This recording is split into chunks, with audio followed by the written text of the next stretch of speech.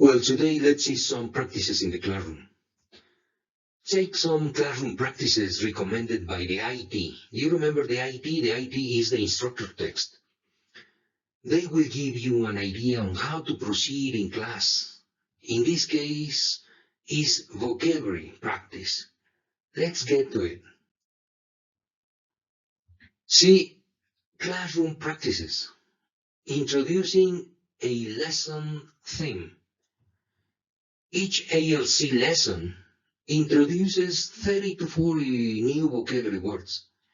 Usually these words on one particular theme. Before beginning a vocabulary section, lead a warm-up discussion on the topic. Focus students' attention on any accompanying illustration.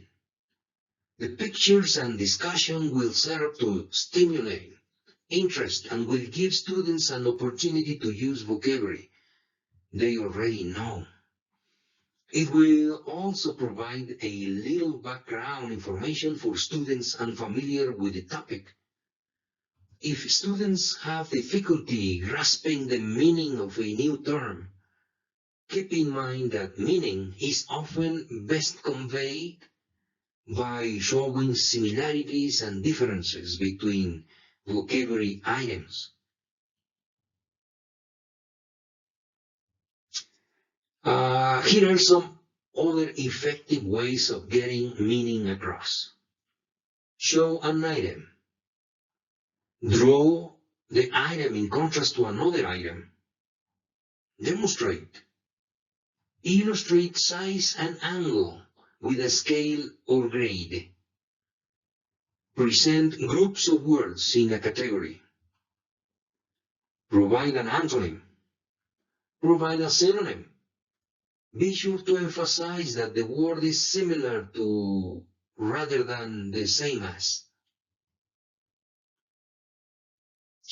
In the ALC, we use the term vocabulary to mean not only single word items, but also collocations. That means words that often go together, such as coffee cup or heavy rain, as well as lexical phrases and idiomatic usage. For example, how do you do? Once vocabulary has been introduced, provide pronunciation practice with the new terms. Let's see the steps when you are introducing a new vocabulary. Number 1, with student books closed, conduct repetition drills with the new words. Number 2, with books open, conduct another repetition drill with the new vocabulary items before beginning any other activity. Number 3, have students find and underline the new words in the text. As you read the dialogue or paragraph aloud, it may be necessary to write the specific words occurring in the text on the board to help students recognize them. We have a note right here. Note, often the most opportune time to teach words pronunciation is before students see it. If you practice a vocabulary repetition drill with books closed, the only clue students have is an oral one. Thus, the confusion that often arises as a result of seeing the spelling of a word is eliminated.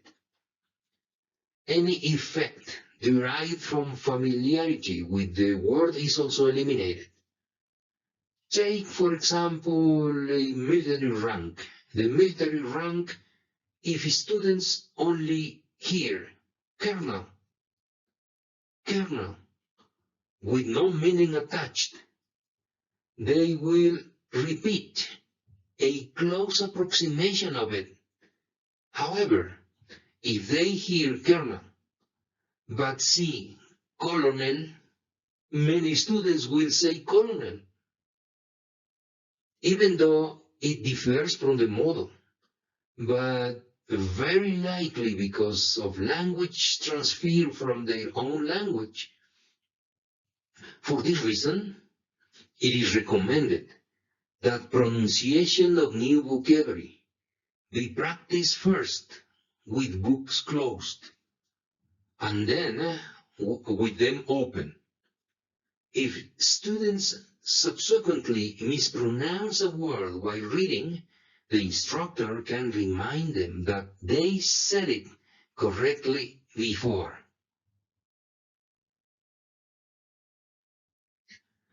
Something interesting right here is presenting the vocabulary orally before students see it written. In this way, spelling won't interfere. Do your best, instructor. See you next teaching time.